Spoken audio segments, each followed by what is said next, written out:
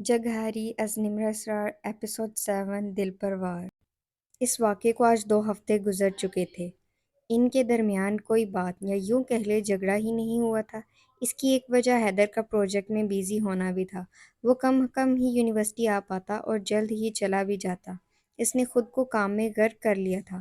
وہ اس پروجیکٹ کو کامیاب بنانے کی جستجو میں جٹا ہوا تھا۔ اسے اپنا مقام واپس چاہیے تھا جس کے لیے وہ دن رات محنت کرنے کی کوشش کر رہا تھا۔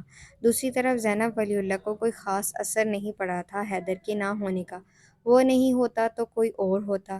جب حیدر نہیں تھا تب بھی بہت سے لوگ تھے زینب کے بارے میں بات کرنے والے، اور اب بھی تھے۔ وہ الگ بات تھی، اس یونیورسٹی میں وہ واحد اجنبی تھا جو اس کے سچ کے بارے میں علم رکھتا تھا۔ ہمیں کتنا شوق ہوتا ہے نا دوسروں پر اور دوسروں کی زندگیوں پر تبصرہ کرنے کا۔ انہی تبصروں سے لوگ چاند پر پہنچ گئے ہیں کیونکہ وہ پروڈکٹیو ڈسکشن کرنا جانتے ہیں اور اپنے اور دوسروں دونوں کے فائدوں کے بارے میں سوچ رہے ہیں۔ ہم اپنے تبصروں سے خود کو بھی نقصان پہنچا رہے ہیں اور دوسرے کے لیے بھی تکلیف کا باعث بن رہے ہیں۔ اگر آپ کسی کے چہرے پر آنے والی مسکان کی وجہ نہیں بن سکتے تو خدارا ان کی آنکھوں میں آنسوؤں کی وجہ بھی نہ بنے۔ جہاں ان دونوں نہروں کا پانی فی الحال بغیر کسی ٹکراؤ کے بہہ رہا تھا، وہیں احمر اور رانیہ کی نہریں ایک ہی سمت میں بہہ رہی تھیں۔ رانیہ نے اب احمر سے ڈرنا چھوڑ دیا تھا پر محتاط رہنا نہیں چھوڑا تھا۔ لیکن ان دنوں اسے اندازہ ہو گیا تھا کہ احمر ایک سلجھا ہوا انسان ہے اور وہ واقعی لڑکیوں کی عزت کرنا جانتا تھا۔ اس نے کبھی اپنی حدود عبور کرنے کی کوشش نہیں کی۔ وہیں احمر رانیہ کے بارے میں جان گیا تھا، وہ اس سے محتاط رہتی ہے اور وہ جاننا کچھ ایسے۔ یار چلو لائبریری چلیں، رانیہ نے زینب اور نور سے کہا جو گراؤنڈ میں سبزے پر بیٹھی جوس کے مزے لے رہی تھی۔ کیوں؟ نور نے عام سے انداز میں پوچھا۔ تم دونوں یہاں پر دھوپ میں بیٹھ کے کالا کوئلہ ہو جاؤ گی، گرمی سے پھوڑے پھنسیاں نکل آئیں گی، پر تم میرے ساتھ نہیں چلو گی، رانیہ نے سیکھپا ہو کے کہا۔ ہیں؟ ہم دھوپ میں کب بیٹھے ہیں رانی؟ زینب نے تعجب سے پوچھا۔ کیونکہ یہ لوگ درخت کے سائے میں بیٹھے ہیں۔ تو اے سی میں بھی کب بیٹھی ہو؟ رانیہ نے منہ پھیر کے کہا۔ چلو زینی چلتے ہیں ورنہ یہ ریکارڈر بند نہیں ہونے والا، نور نے رانیہ کی زبان پر چوٹ کی۔ چلو زینی نے کہا اور یہ تینوں اپنے کپڑے جھاڑ کر کھڑی ہو گئی۔ لائبریری میں داخل ہونے پر رانیہ ان دونوں کو ایک میز پر بٹھا دیا اور خود احمر کی میز کی طرف بڑھنے لگی۔ تبھی نور نے اسے روک کے حیرت سے پوچھا، تم کہاں جا رہی ہو؟ وہاں، رانیہ نے ہلکی سی آواز میں ہاتھ احمر کی طرف اشارہ کر کے بتایا جو بلیک پینٹ اور گرے شرٹ میں ملبوس کتاب پر سر جھکائے بیٹھا تھا۔ کیوں؟ زینب نے ایک نظر رانیہ کی بتائی ہوئی سمت میں ڈال کے ماتھے پر شکنے لیے پوچھا۔ احمر بھائی کے ساتھ اسائنمنٹ کرنا ہے نا، رانی نے نظریں چرا کر بتایا۔ ہاں؟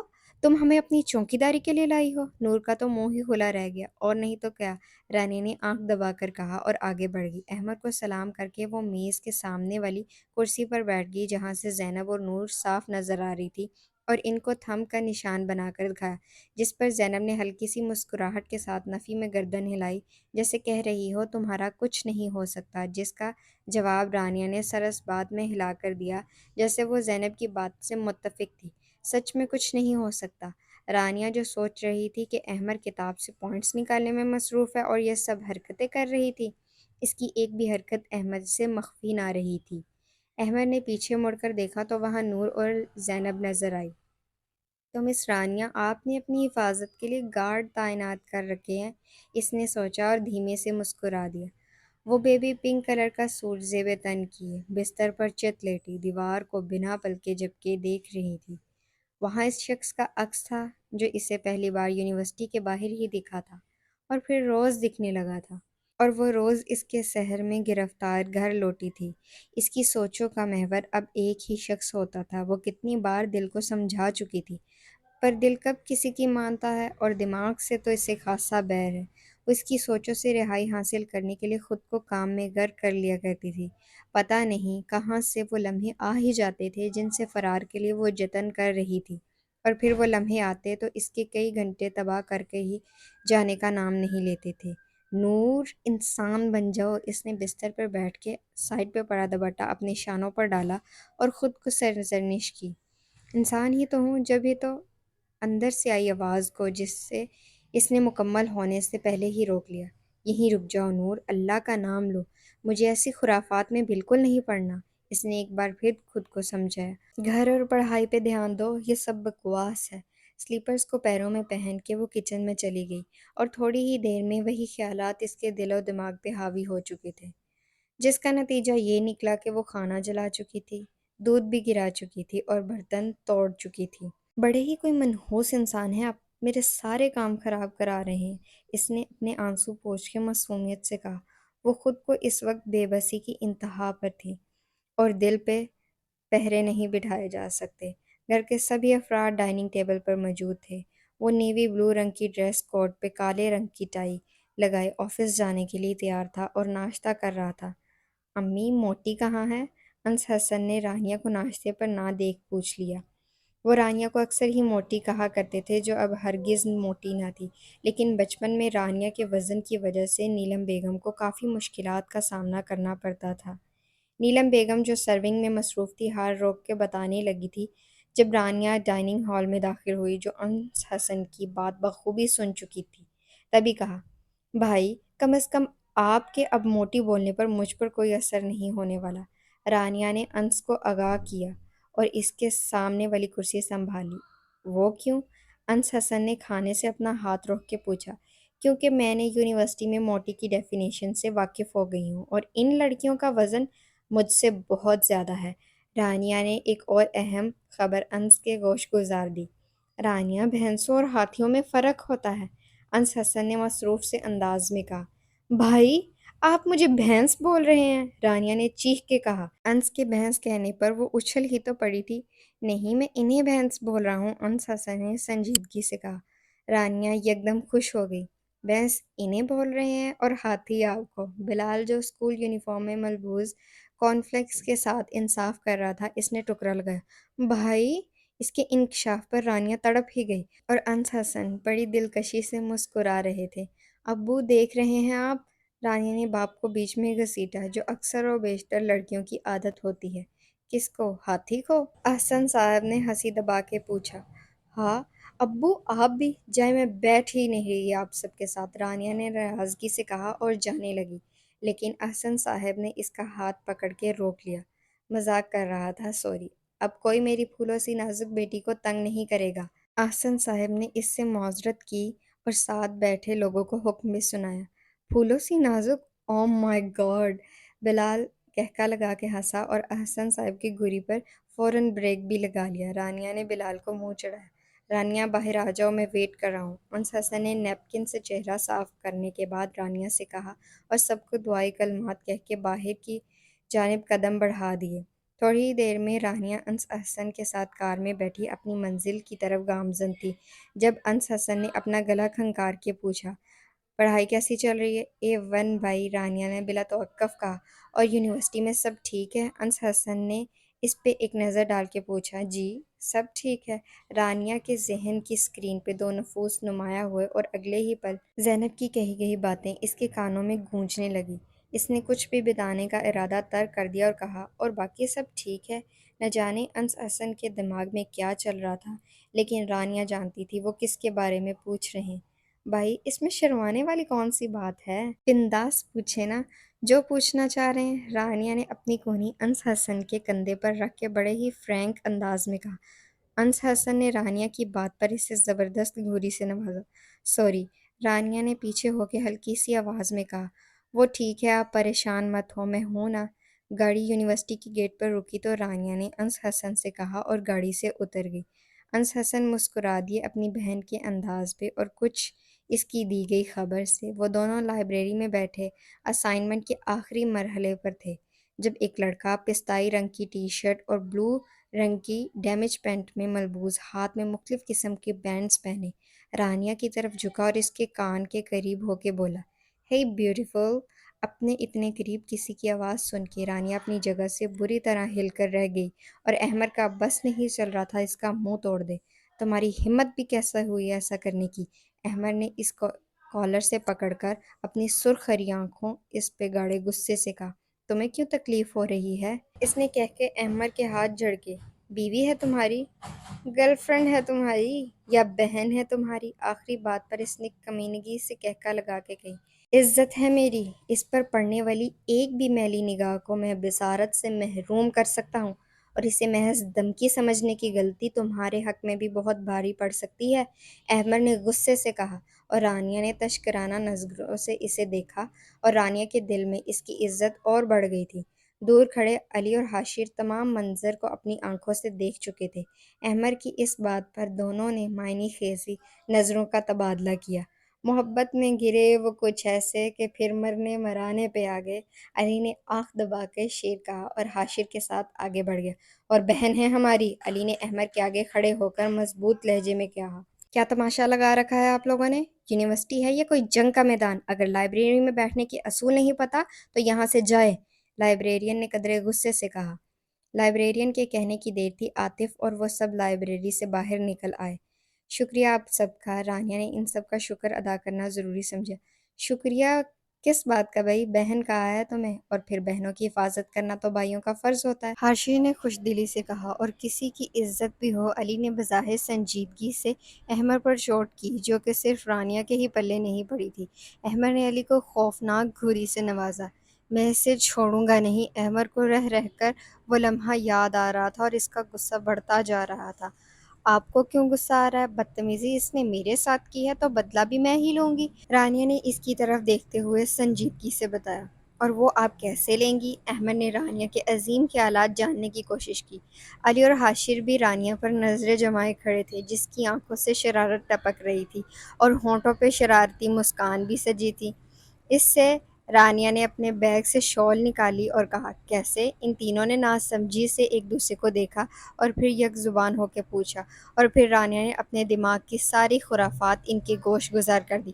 ہم ایسا کچھ نہیں کر رہے، احمد نے ہر ایک لفظ پر زور دے کر کہا۔ ہم ایسا ہی کریں گے، کیوں علی اینڈ حاشر بھائی؟ رانیہ نے خوش ہوتے ہوئے اس کے ہی انداز میں کہا اور ساتھ میں علی اور حاشر کی حامی بھی طلب کی۔ ہاں بالکل، علی نے بلا توقف کہا۔ لیکن اگر میرا نام، رانیہ اب اداسی سے کہہ رہی تھی، جبکہ اس کی بات کو علی نے کاٹ دیا۔ تمہارا نام نہیں آئے گا، بے فکر ہو، علی نے اسے تسلی دی تو وہ خوش ہو گئی۔ احمد منع کرنا چاہتا تھا پر اس سفید حالے میں مقید، اس کے معصوم چہرے پر شرارت اسے بڑی بھلی لگی۔ اور پھر علی جس کام میں شامل ہو جائے، اسے ایکسپوز کرنے کی ضرورت کسی میں بھی نہیں تھی۔ رانیہ اور نور زینب کو لیے دور کھڑی چھپ چھپ کر سامنے کے منظر پر نظر ڈال رہی تھی، اور وہ دونوں سوالیہ نظروں سے ایک دوسرے کو دیکھ رہی تھی۔ رانی ہمیں یہاں کیوں لے کر آئی ہو؟ زینب نے سنسان جگہ دیکھ کر پوچھا۔ ابھی پتہ چل جائے گا، بس اپنے ہتھیار مطلب میرا کتابیں اپنے ہاتھ میں رکھو، رانیہ نے جلدی سے بتایا اور پھر نظریں منظر پہ ڈال دی۔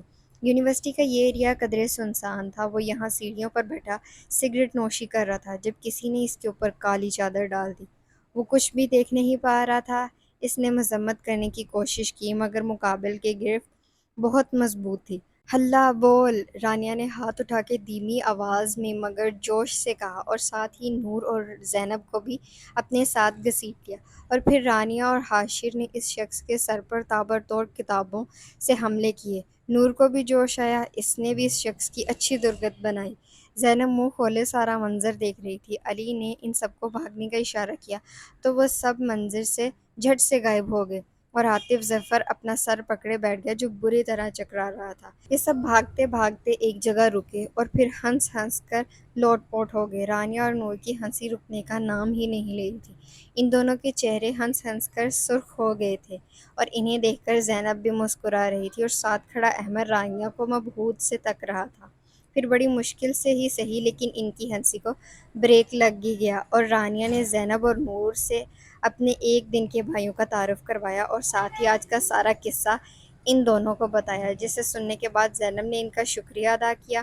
بہت شکریہ آپ لوگ کا، شکریہ والی کوئی بات ہی نہیں ہے، رانیہ ہمیں بہنوں کی طرح عزیز ہے۔ کیوں احمد؟ علی نے احمد کے کندھے پر ہاتھ پھیلایا اور اسے چڑھایا۔ جی ہاں، یہ ہمیں بہت عزیز ہیں، احمد نے علی کی باتوں میں سے اپنے مطلب کی بات نکال کے رانیہ کو دیکھ مسکراتے ہوئے کہا۔ علی کا جملہ اسی پر بھاڑی پڑ گیا۔ وہ بلیک ڈنر سوٹ میں ملبوس، اس فارمل لک میں بے انتہا وجیح اور حسن کا شاہکار لگ رہا تھا۔ ٹانگ پر ٹانگ رکھے بورڈ روم میں بیٹھا جہاں کمپنی کے ممبرز اور بہت سے سینئر اساتذہ حیدر کے پروجیکٹ کی بہترین کامیابی پر مبارک باد دے رہے تھے، اور انہوں نے اس پروجیکٹ کی کامیابی کے لیے ایک پارٹی بھی منعقد کی تھی جس سے یہ حیدر اور کچھ اساتذہ کو مدعو کر رہے تھے، جسے حیدر نے بڑی خوش دلی سے قبول کر لیا۔ اس پروجیکٹ کی کامیابی کی خبر پوری یونیورسٹی میں پھیل چکی تھی اور ایک بار پھر حیدر کے نام کی گونج ہر طرف سنائی دے رہی تھی۔ کمپنی کے ممبرز اساتذہ کے ساتھ بیٹھے اپنے کچھ پروجیکٹ ڈسکس کرنے لگے تو حیدر ان حضرات سے اجازت لے کر باہر آ گیا اور کینٹین کا رخ کیا۔ وہ صبح بھی جلدی جلدی میں گھر سے نکلا تھا اور اس وقت بھی ناشتہ نہیں کیا تھا اور اسے اس وقت سخت بھوک لگ رہی تھی۔ کینٹین میں داخل ہوا تو وہاں پہلے سے ہی نہ صرف احمر علی حاشر موجود تھے بلکہ ان کی ٹیبل کی دائیں جانب آخری ٹیبل پر وہ بھی بیٹھی تھی اور اس کے ساتھ سفید سکارف والی ایک لڑکی بھی بیٹھی تھی۔ اسے دیکھتے ہی حیدر کی بھوک کہیں اڑن چھو ہو گئی۔ وہ اپنے دوستوں کے پاس رکنے کی بجائے اس کی ٹیبل کی طرف بڑھ گیا۔ وہ اپنے دونوں ہاتھ پینٹ کی جیبوں میں ڈالے، اس کے سامنے کھڑا ہو گیا اور اس سے پکارا، مس زینب۔ زینب نے گردن اٹھا کر دیکھا، وہ جس کا چہرہ ہمیشہ ہی کسی بھی تاثر سے پاک رہتا تھا، وہاں حیدر نے آج صرف ایک تاثر دیکھا تھا اور وہ تاثر بیزاریت کا تھا۔ یہ اس کے لیے ناقابل قبول بات تھی۔ وہ لڑکیوں کی حسرت بھری نظریں دیکھنے کا عادی تھا، نہ کہ بیزاریت بھری نظریں۔ زینب نے اس کی بات کا کوئی جواب نہ دیا تو اس کو اور تپ چڑھ گئی۔ جیلس ہو رہی ہو مجھ سے؟ اس نے تپا دینے والی مسکراہٹ کے ساتھ پوچھا۔ میں کیوں جیلس ہوں گی تم سے؟ زینب نے اس کے سامنے کھڑے ہو کے ماتھوں پہ شکنے لیے پوچھا۔ او کم آن، بنو مت، ظاہر ہے میری کامیابی کی وجہ سے۔ حیدر کو لگا وہ پریٹینڈ کر رہی، ایسی چھوٹی موٹی کامیابی تمہیں ہی مبارک ہو۔ زینب نے اس کی گرے کان سی آنکھوں میں دیکھ پورے اعتماد سے کہا، تم خود کو سمجھتی کیا ہو؟ حیدر کو سمجھ نہیں آ رہا تھا اس جیسی کو غرور کس بات کا ہے۔ میں کم از کم تمہاری طرح تو بالکل بھی نہیں ہوں جو اپنے باپ کی دولت اور نام پہ ناز کرتی پھروں۔ زینب نے تحقیر آمیز لہجے میں کہا جو مقابل کو سخت ناگوار گزرا۔ باپ ہوتا تو کرتی نا، حیدر نے درشتگی سے کہا۔ زینب کے چہرے پر رہنے والی سرخی یکدم کہیں تحلیل ہو گئی۔ اس کا ویران چہرہ کچھ اور ویران ہوا۔ زینب کو لگا اس کے پاس کہنے کے لیے کچھ الفاظ ہی نہ بچے ہوں۔ رانیہ کی آنکھیں نمکین پانیوں سے بھر گئی۔ وہ حیدر کی طبیعت صاف کرنے کی غرض سے 2 قدم آگے بڑھی۔ زینب نے اس کی کلائی پکڑ کے اسے پیچھے کیا اور نفی میں سر ہلایا۔ حیدر عباس، آپ کے والد کی کال ہے، وہ آپ سے بات کرنا چاہتے ہیں۔ سر عاصم جو کہ جونیئر ٹیچر تھے، انہوں نے حیدر کو مخاطب کر کے کہا۔ حیدر کی نظر کینٹین پر پڑی تو وہاں کھڑا ہر نفوس ان کی توجہ کا مرکز تھا۔ سر عاصم جونیئر ٹیچر تھے اور انہیں جوائن کیا ابھی تھوڑا ہی عرصہ گزرا تھا۔ تمام سینئر اسٹاف میٹنگ میں مصروف تھا اور اگر کمپنی کے ممبرز انہیں اس طرح دیکھ لیتے تو یونیورسٹی کی ساکھ کو بہت نقصان پہنچتا۔ ان کی جب سمجھ نہ آئی کہ صورتحال کو کس طرح ہینڈل کریں تو انہوں نے حیدر کے والد کو کال کر دی۔ حیدر نے ان کے ہاتھ سے موبائل لیا اور تب ہی زینب نے کہنا شروع کیا، زینب ولی اللہ کو آزاد پیدا کیا گیا ہے، اسے کسی کا محتاج نہیں بنایا گیا، حتیٰ کہ باپ کے حکم کا بھی نہیں۔ زینب نے بے حد سکون سے حیدر کا سکون برباد کیا۔ اتنی توہین پہ حیدر کا چہرہ لال اور کان کی لوئیں لال سرخ ہو گئی۔ زینب رانیہ کو لے کر نور کے پاس آئی جو ہکا بکا سے سب دیکھ رہی تھی۔ نور کا ہاتھ تھاما اور کینٹین سے باہر نکل گئی۔ حیدر کی گرفت موبائل پر سخت سے سخت تر ہوئی اور پھر اس نے کھینچ کے موبائل سامنے دیوار پر دے مارا اور وہ ٹکڑے ٹکڑے ہو گیا۔ اور اپنے اکلوتے موبائل کی میت دیکھ کر سر عاصم صدمے سے رو دینے کو تھے۔ رانیہ زینب کا کندھا پکڑے اس سے چپکی ہوئی چل رہی تھی۔ وہ جانتی تھی جو ڈرامہ آج ہوا ہے وہ بے حد تکلیف دہ تھا۔ وہ چاہتی تھی زینب اپنا دل ہلکا کر لے، لیکن شاید وہ بھول گئی تھی وہ زینب ولی اللہ تھی۔ وہ اپنے اندر کے عذابوں کو اپنے اندر ہی محیط رکھتی۔ ایک آتش فشاں تھا اس کے اندر، اگر پھٹ جاتا تو صرف تباہی لاتا، اور وہ وقت ابھی آیا نہیں تھا۔ مین گیٹ عبور کرنے پر انس حسن رانیہ کے پاس آئے جو کافی دیر سے اس کا انتظار کر رہے تھے۔ رانیہ کی رونی صورت دیکھ کر وہ اس کی دیر سے آنے کی وجہ دریافت کرنا ہی بھول گئے۔ انہوں نے پریشانی سے استفارہ کیا، کیا ہوا ہے رانی؟ تمہارا رنگ کیوں اڑا ہوا ہے؟ کچھ نہیں بھائی، بس بھوک کی وجہ سے، رانیہ نے سنبھلتے ہوئے کہا۔ بھائی انہیں تو آپ جانتے ہی ہیں، ان سے ملیے، یہ ہے میری نئی دوست نور۔ رانیہ نے پہلا فقرہ زینب کی طرف اشارہ کر کے کہا جبکہ دوسرے فقرے میں نور کا تعارف کافی گرم جوشی سے کروایا۔ السلام علیکم، انس حسن نے احترام سے سلام کیا۔ وعلیکم السلام، نور نے جھجکتے ہوئے جواب دیا۔ زینی چلو نا بھائی، تمہیں آفس ڈراپ کر دیں گے۔ رانیہ کو زینب کی فکر ستائے جا رہی تھی۔ جان جو بستی تھی رانیہ کی زینب میں۔ انس حسن منتظر نگاہوں سے دیکھ رہے تھے۔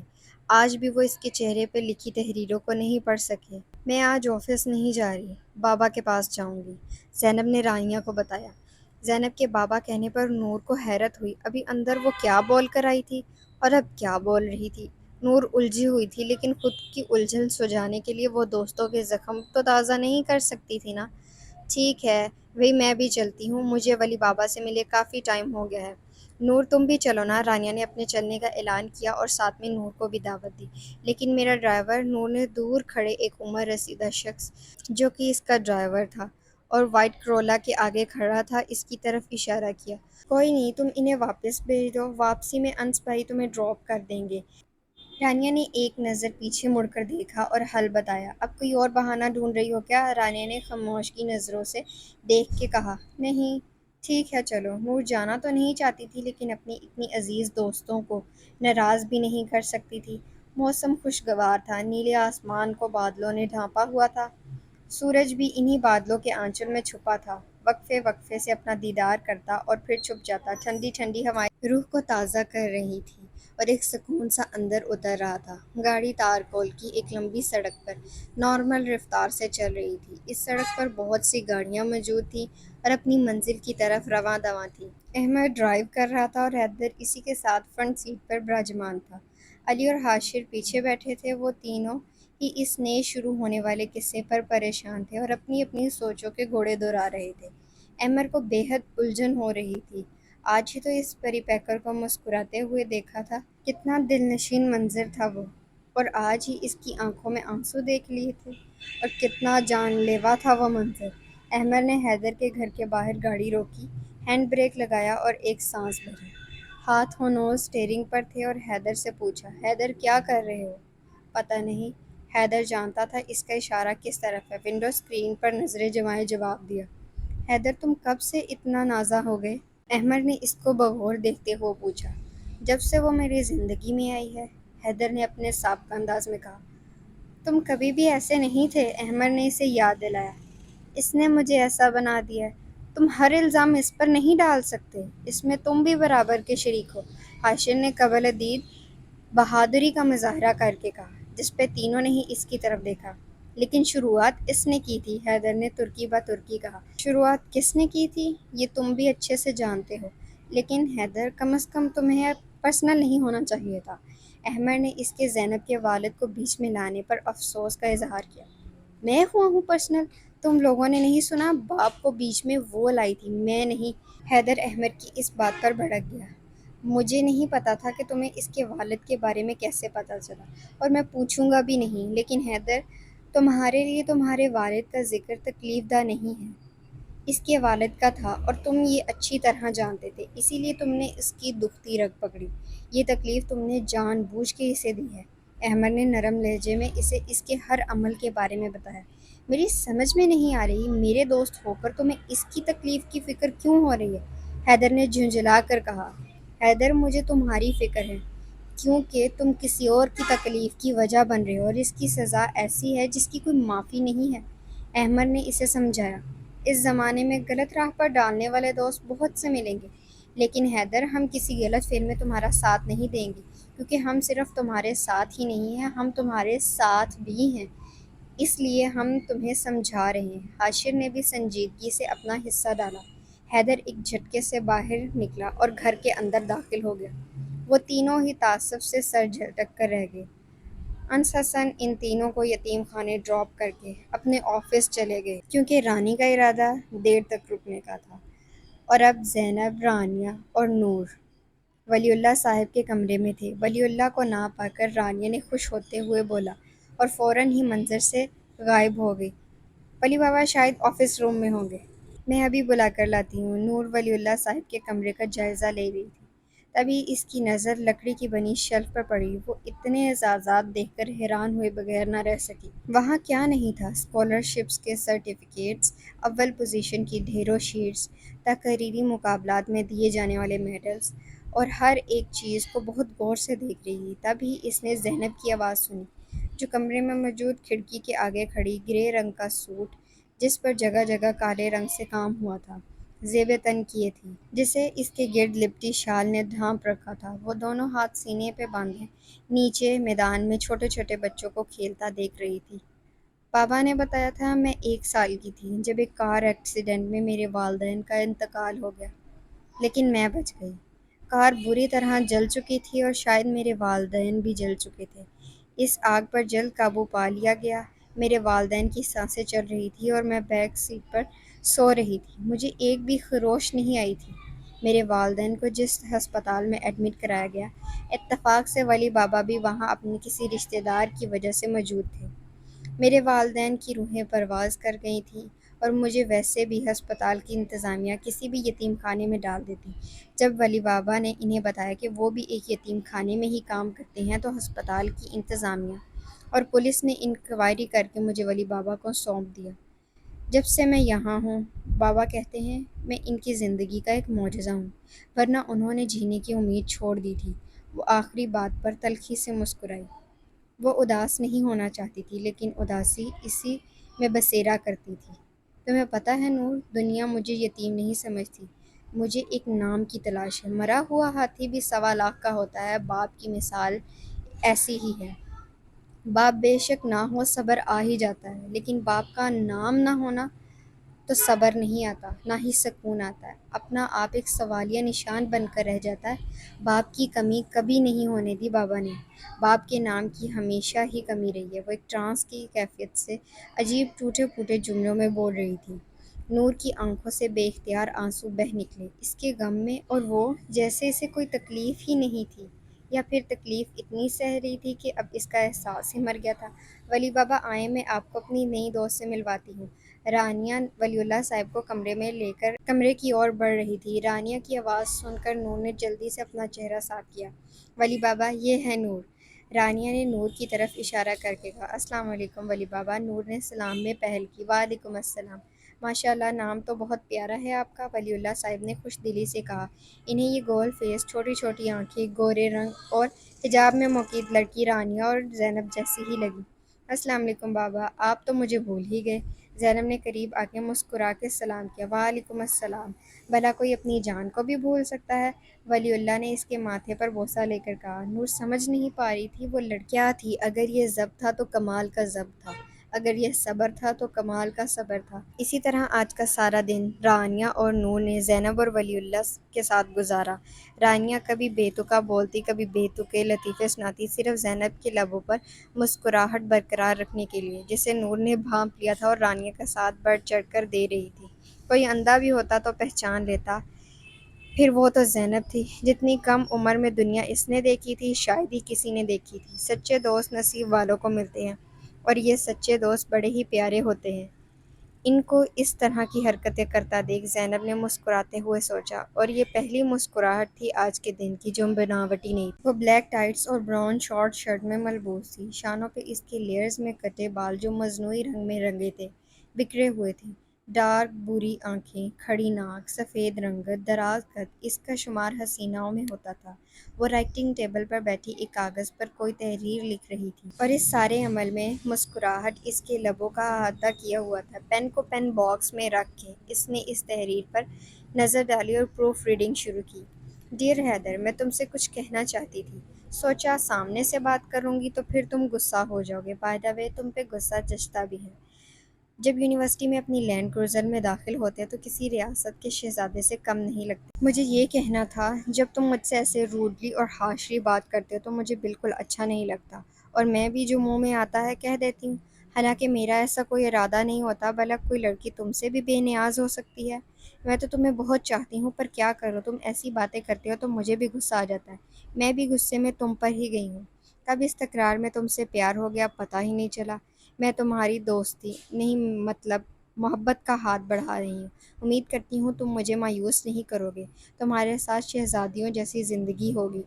تمہاری زینب ولی اللہ۔ خط پڑھ کر وہ ایک بار کہکا مار کر ہنسی اور سوچا، زینب ولی اللہ، تیار ہو جاؤ، کیونکہ اب جو ہوگا وہ بہت برا ہوگا تمہارے لیے۔ لائبہ ظفر اپنے دشمنوں کو کبھی معاف نہیں کیا کرتی۔ تمہیں ہرانے کے لیے میری ایک چال ہی بہت ہے، اور یہ دعویٰ ہے کہ تم یہ دن کبھی نہیں بھول پاؤ گی۔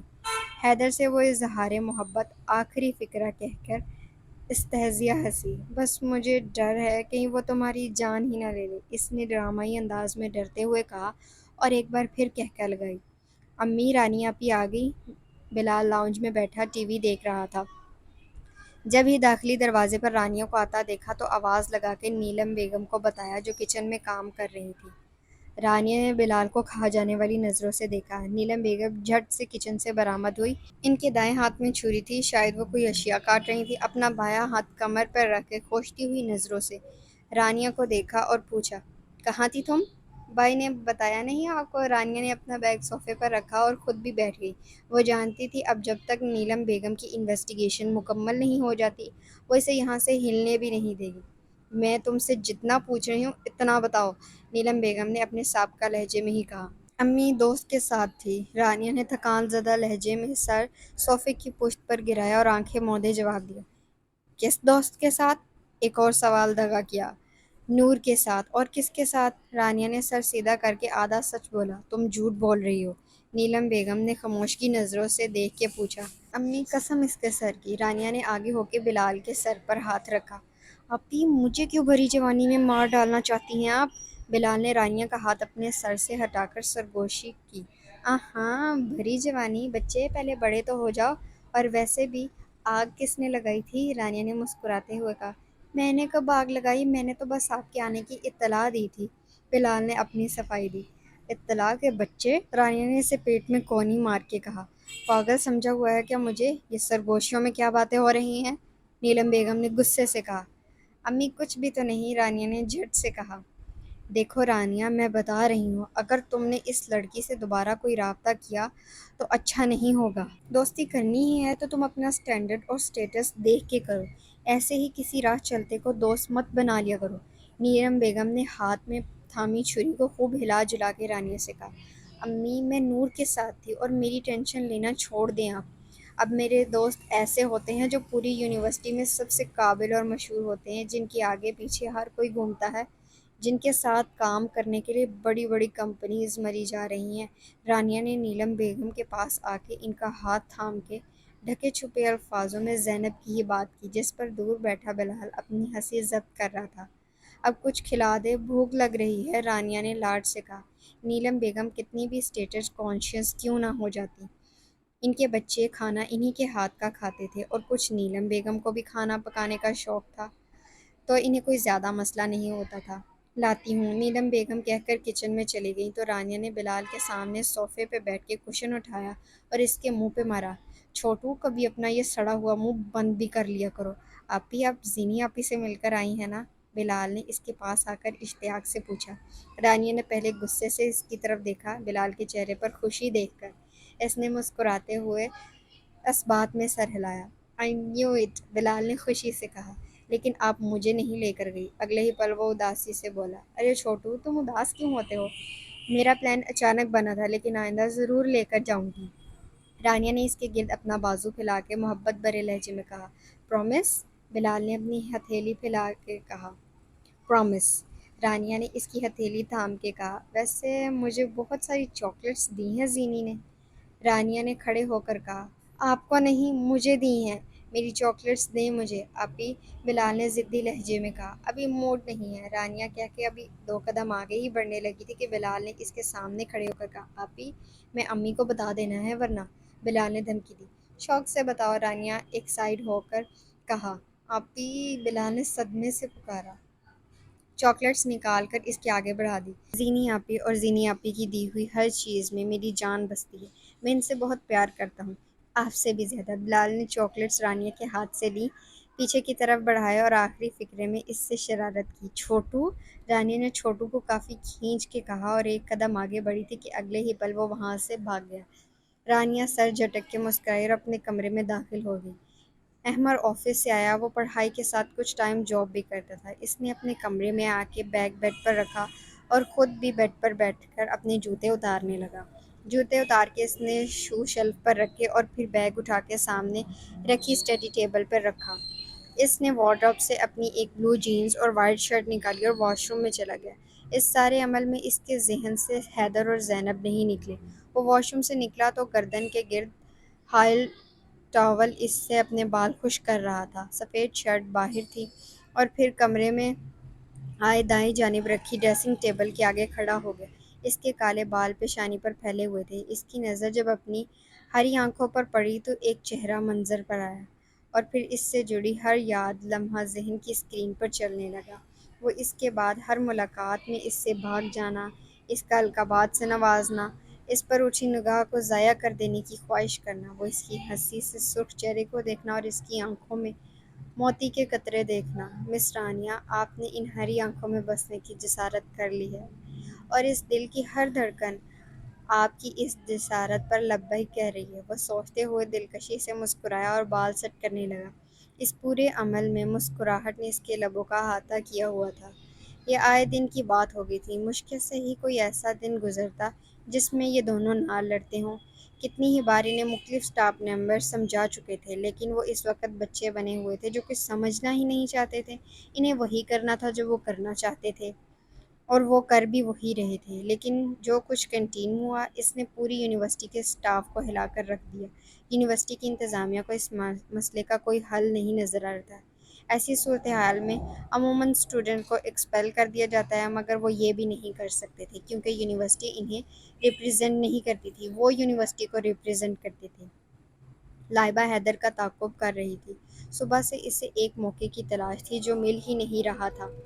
ابھی بھی وہ حیدر کے پیچھے تھی جو لائبریری میں شاید کتاب کی تلاش میں آیا تھا۔ حیدر کے ہاتھ میں ایک اور کتاب موجود تھی اور اسے اپنی مطلوبہ کتاب مل گئی تھی۔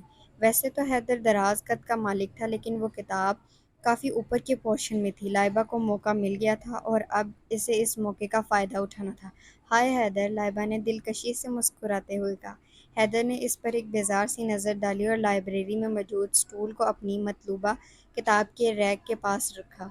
حیدر نے اپنی ہاتھ میں تھامی کتاب کو دیکھا اور اسے رکھنے کے لیے ابھی جگہ ڈھونڈ ہی رہا تھا کہ لائبہ جھٹ سے بولی، "اف یو ڈونٹ مائنڈ، میں پکڑ لیتی ہوں۔" لائبہ نے اپنی خدمات فراہم کرنا چاہیے۔ حیدر نے اس پہ ایک ناگوار نظر ڈال کے کتاب بک شیلف پر رکھ دی اور خود اسٹول پر چڑھ گیا۔ یہی موقع تھا لائبہ کے پاس۔ اس نے اپنی پینٹ کی جیب میں سے لفافہ نکالا اور جلدی سے حیدر کی کتاب میں رکھ دیا۔ حیدر نیچے اترا تو اس نے مسکراتے ہوئے اسے دیکھا اور کہا، "بائے، پھر ملیں گے۔" حیدر نے کچھ سوچنا چاہا لیکن سر جھٹک دیا کیونکہ اکثر ایسا ہی ہوتا تھا۔ وہ ہمیشہ حیدر کے اگنور کرنے کے باوجود بھی اس سے ہیلو ہائے ضرور کرتی تھی۔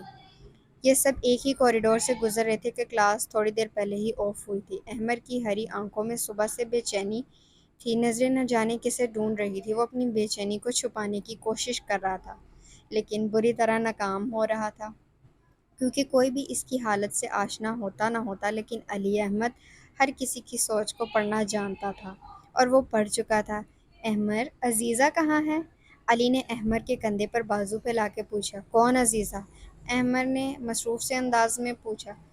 "لو، دیکھ لو، یہ ہیں آج کل کے نوجوان۔ کل تک جو انہیں عزیز تھی، کل تک جو ان کی عزت تھی، آج اسے ہی بلائے بیٹھے ہیں۔" علی نے ہاتھ جھلا جھلا کے بڑے بوڑھوں کے انداز میں حاشر کو ایک اہم اطلاع دی۔ احمر کی کھوجتی ہوئی آنکھوں نے یکدم ہی علی کو فوکس کیا اور حاشر اس ساری صورتحال سے کافی محظوظ ہو رہا تھا۔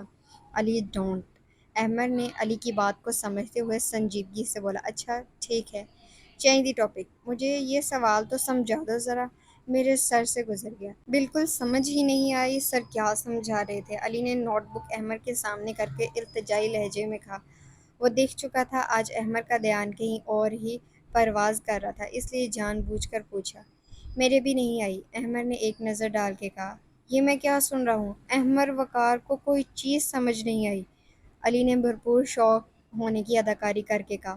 احمر نے اس کی کسی بات کا اثر نہیں لیا تو علی نے حاشر کو بیچ میں گھسیٹا۔ "دیکھ لیا دوست، میں نہیں کہتا تھا یونیورسٹی کا آخری سال کافی رنگین ہونے والا ہے، لیکن اب لگتا ہے رنگین نہیں، رنگین ترین ہونے والا ہے۔" "رنگین کا تو تم بتا چکے ہو، رنگین ترین سے کیا مراد ہے؟" حاشر نے اطمینان سے پوچھا۔ "اب تم خود ہی دیکھ لو، ہمارا ایک دوست لڑکی سے لڑ رہا ہے تو دوسرا لڑکی کے لیے لڑ رہا ہے۔" علی نے "کے لیے" پر خاصا زور دے کر کہا۔ "علی، منہ بند رکھو اپنا۔" احمر نے چبا چبا کر کہا۔ احمر وقار کو 6 سال میں پہلی بار ایک سوال سمجھ نہیں آیا۔ "تمہاری حالت پر ایک شعر یاد آ گیا ہے۔" علی نے احمر کے کندھے پہ کونی جمائے شرارت سے کہا۔ "علی نہیں!" احمر نے وارن کیا۔ "ارشاد، ارشاد، ارشاد۔" حاشر نے بھی احمر کی حالت سے محظوظ ہوتے ہوئے علی کا ساتھ دیا اور اپنا ہاتھ جھلا کے کہا۔ "تو عرض کیا ہے۔" علی نے گلا کنکار کے کہنا شروع کیا۔ علی خبردار، احمد نے ایک بار پھر وارن کیا، اور علی احمد ہی کیا جو کسی کی دھمکیاں سن لے۔ عشق نے غالب نکما کر دیا ہے، عشق نے غالب نکما کر دیا ہے، ورنہ یہ بھی آدمی کام کے تھے۔ علی نے انگلی احمد کی طرف کر کے ایک ادا سے شعر پڑھا۔ علی! احمد چیختے ہوئے علی کے پیچھے دوڑ لگا دی، جو شعر کہتے ساتھ ہی بھاگ گیا تھا۔ بھاگتے بھاگتے علی کا تصادم کسی وجود کے ساتھ ہوا اور وہ دونوں ہی زمین پر ڈہ گئے۔ سامنے والے کی کتابیں زمین بوس ہو چکی تھیں۔ حاشر نے ہاتھ بڑھا کر حیدر کو کھڑے ہونے میں مدد دی۔ حیدر نے علی کو خونخوار نظروں سے گھورا اور اپنے کپڑے جھاڑ کر کھڑا ہو گیا۔ تو دوسری طرف احمد نے علی کی طرف ہاتھ بڑھایا اور تھامنے سے پہلے ہی چھوڑ دیا، جس سے علی ایک بار پھر زمین بوس ہو گیا۔ احمد نے مسکراتے ہوئے حیدر اور عاشق کے ساتھ آگے بڑھ گیا۔ علی کپڑے جھاڑ کر کھڑا ہوا تو اس کی نظر زمین پر پڑے ایک لفافے پر گئی۔ علی نے جھک کر اسے اٹھایا۔ یہ ایک ہلکے گلابی رنگ کا لفافہ تھا، جس کی ایک طرف خوبصورت لکھائی میں مسٹر حیدر عباس لکھا ہوا تھا۔ علی نے پہلے سوچا کہ یہ کس نے حیدر کو دیا ہوگا، اور پھر کندھے اچکا کر حیدر کے پیچھے دوڑ لگا دی، جو کافی آگے نکل گئے تھے۔ حیدر، یہ تمہارا خط۔ علی نے گلابی لفافہ مسکراتی ہوئی نظروں کے ساتھ حیدر کے آگے بڑھایا۔ حاشر اور احمد نے ایک نظر لفافے پر ڈالی اور دوسری حیدر پر، جو کہہ رہا تھا، یہ میرا نہیں ہے۔ حیدر نے عام سے انداز میں کہا، لیکن اس پر نام تو تمہارا ہی لکھا ہے۔ علی نے حیدر کو اب تحریر دکھائی۔ حیدر نے اب کی بار اپنا نام لکھا دیکھا تو اس کے نفوذ تن گئے۔ اس نے لفافہ تھام لیا اور اس سے کھول کر پڑھنے لگا۔ جیسے جیسے وہ پڑھ رہا تھا، اس کے نفوذ اور بگڑتے جا رہے تھے۔ چہرے پر بلا کی سختی نظر آئی تھی۔ وہ تینوں اس پر نظریں جمائے کھڑے تھے۔ خط پڑھنے کے بعد حیدر نے اس کو سختی سے اپنی مٹھی میں بھینچ لیا اور لمبے لمبے ڈاگ بڑھتا آگے نکل گیا، اور وہ سب اسے روکتے ہی رہ گئے۔ آج ان کی ایک اور کلاس کینسل ہو گئی تھی اور موسم کافی اچھا تھا۔ صبح سے ہی ٹھنڈی ٹھنڈی ہوائیں چل رہی تھیں۔ نیلے آسمان کی چادر سفید بادلوں سے چھپی ہوئی تھی۔ یہ تینوں ہی موسم سے کافی لطف اندوز ہونے کے لیے باہر گراؤنڈ میں ایک مندیر پر بیٹھی تھی، ٹھنڈی ٹھنڈی آئس کریم کھا رہی تھی اور موسم سے خوب انصاف کر رہی تھی۔ اچانک ہی حیدر ان تینوں کے سامنے کھڑا تھا، جو حد سے زیادہ غصے میں لگ رہا تھا۔ اس کے چہرے پر اتنا غصہ دیکھ کے رانیہ اور نور ڈر گئی تھی، لیکن زینب بڑے ہی نڈر انداز میں مندیر سے اتری اور اس کے سامنے کھڑی ہو گئی، اور نور اور رانیہ بھی مندیر سے اتر کر اس سے تھوڑا پیچھے کھڑی ہو گئی۔ حیدر نے ایک جھٹکے سے زینب کے منہ پر وہ خط مارا، اور یوں مانو زینب کے جسم کا سارا خون اس کے چہرے پر آ گیا تھا۔ رانیہ اور نون کو بھی حیدر کی اس حرکت پر شدید غصہ آیا۔ ان دونوں نے ہی ابھی ایک قدم آگے بڑھایا تھا جب نظر زینب پر پڑی۔ زینب کی آنکھوں میں کچھ ایسا تھا کہ وہ ایک قدم بھی آگے نہ جا سکی۔ یہ کیا بکواس لکھی ہے تم نے اس میں؟ تمہاری ہمت بھی کیسے ہوئی اتنی تھرڈ کلاس حرکت کرنے کی؟ اوہ، میں کس سے کہہ رہا ہوں؟ تم سے۔ تم سے تو اسی کی توقع کی جا سکتی ہے۔ آخر تم جیسی لڑکیوں کا کام ہی کیا ہے؟ اچھے امیر گھر کے لڑکوں کو اپنے جال میں پھنسا کر انہیں اس طرح کے الفاظ کہہ کر اور لکھ کر رجھانا، اور ان کے ساتھ شہزادیوں جیسے زندگی گزارنے کا تصور کرنا۔ لیکن میں زینب، میں کوئی بھی لڑکا نہیں ہوں، میں حیدر عباس ہوں، جو تمہاری کسی بھی چال میں نہیں آئے گا، اور میرے ساتھ کا تصور بھی اپنے ذہن سے نکال دو۔ تم دنیا کی آخری لڑکی بھی ہوئی نا، تب بھی میرے لیے حرام ہی ہوگی۔ میں جانتا ہوں یہ سب کس لیے کیا ہے تم نے۔ تم جیسی لڑکیاں کس لیے کرتی ہیں یہ سب؟ صرف دولت کے لیے، صرف اس کے لیے۔ حیدر نے اپنے والیٹ میں سے پیسے نکال کر اس کے سامنے لہراتے ہوئے کہا، اور یکدم وہ تمام نوٹ بھی زینب کے منہ پر مار دیے۔ زینب نے ہونٹ سختی سے بھینچے ہوئے تھے۔ اس نے اس سب منظر کو بغیر پلکیں جھپکائے دیکھا تھا، جانے وہ خود کو کیوں اتنا آزما رہی تھی۔ نور زینب کا دایاں ہاتھ جبکہ رانیہ زینب کا بایاں ہاتھ پکڑ رکھا تھا، جیسے وہ اسے بتانا چاہتی تھی کہ وہ اس کے ساتھ ہے، کوئی ساتھ ہو یا نہ ہو، اور وہ ایک مضبوط دیوار بنی ان دونوں کے آگے کھڑی تھی۔ حیدر کا غصہ آج پوری یونیورسٹی دیکھ رہی تھی۔ احمد، علی اور حاشر بھی کھڑے پھٹی پھٹی آنکھوں سے یہ سب سن رہے تھے، اور پھر حیدر کے اس عمل سے یہ تینوں ہی اسے روکنے کے لیے آگے بڑھے تھے، لیکن ان کے قدم رک گئے۔ اب وہ زینب کو عجیب سی نظروں سے دیکھ رہے تھے، جو زمین پر اڑتے بکھرتے نوٹوں کو جھک کے چن رہی تھی، اور حیدر کی زبان کو بریک لگا تھا، اور ساتھ ہی زینب کی دماغی حالت پر شبہ بھی ہوا۔ وہ لڑکی کیا پاگل تھی جو اتنی ذلت کے بعد بھی ان نوٹوں کو جمع کر رہی تھی؟ زینی، کیا کر رہی ہو؟ چھوڑو اسے۔ رانیہ نے تڑپ کر بھرائی ہوئی آواز میں کہا اور ساتھ ہی ان نوٹوں کو واپس پھینکنا چاہا، لیکن جیسے زینب کو تو شاید آواز ہی نہیں آ رہی تھی۔ زینی پلیز ایسے مت کرو پلیز زینی، اب کے نور نے زینب سے کہا اور نتیجہ وہی تھا۔ وہ دونوں ہی اس کی منتیں کر رہی تھی لیکن زینب نے ایک نہ سنی۔ جب زینب نے سارے نوٹ جمع کر لیے تو وہ حیدر کے سامنے جا کھڑی ہوئی۔ یہ نوٹ تم نے اس طرح مجھ پہ پھینک کر اپنی نظر میں ان کی قیمت بتائی ہے۔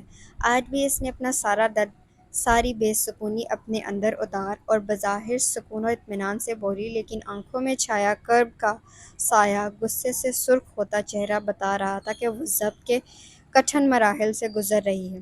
زینب نے پھر بولنا شروع کیا، اب میں تمہیں اپنی نظر میں ان کی قیمت بتاتی ہوں۔ پھر زینب نے ان تمام نوٹوں کو حیدر کی آنکھوں کے سامنے پھاڑا اور اس کے منہ پر اسی کے انداز میں مارا۔ حیدر غصے سے اس کی اور بڑھا۔ اس سے پہلے وہ کوئی غلط قدم اٹھاتا اس کا ارادہ باپ علی اور حاشر نے اسے کندھے سے پکڑا اور احمد اس کے آگے آ گیا۔ حیدر، احمد نے سمجھانا چاہا، تبھی زینب نے کہا، اپنی دولت کا غم کم از کم تم مجھے مت دکھانا، اور جہاں تک رہی تمہارے ساتھ کی بات تو تم دنیا کے آخری مرد کیوں نہ ہوئے، زینب ولی اللہ تم پر تھوکنا بھی پسند نہیں کرے گی۔ زینب نے سارا حساب برابر کیا تھا۔ امید کرتی ہوں آپ کو آج کی قسط اچھی لگی ہوگی۔ اگر قسط اچھی لگے تو اسے لائک کریں، کمنٹ کریں، شیئر کریں۔ اللہ حافظ۔